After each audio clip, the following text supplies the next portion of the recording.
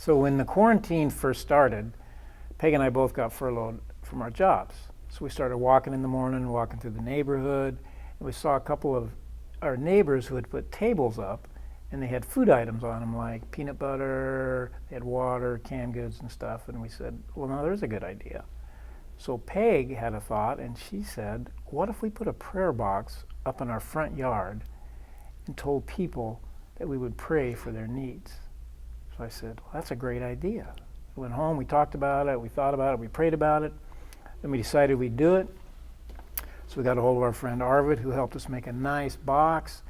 We stuck it in our front yard, we mounted it, we downloaded some prayer request cards from the internet. Peg wrote on the side, she said, we'd love to pray with you, we're a non-denominational, we believe in prayer, we know God works, and if you would like us to pray for a need or a concern you have, fill out a card, stick it in the box.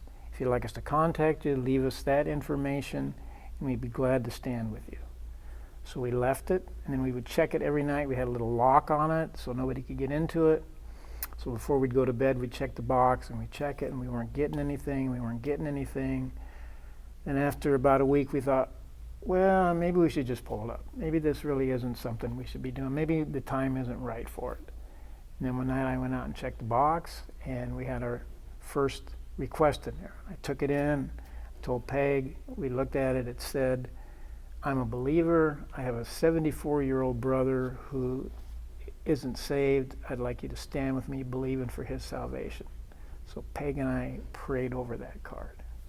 And so throughout the last few weeks we've gotten several requests. We've gotten everything from healings, be praying for healings, people who are frustrated at their wits' end.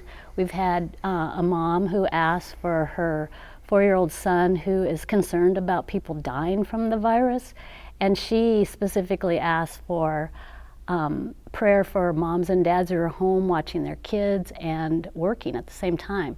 So the prayer box has been a blessing to us. It's also been a witness. Our neighbors who know we're Christians didn't really realize the depth that we love Jesus. They didn't know that we would just stand with people in prayer that we don't even know. And so it's been a real witness to our neighbors. It's also been a witness to our kids. Our sons and their families have come over and they've asked us questions like, do people really put their prayer requests in that box? And so it's just been a real witness and a blessing to both of us.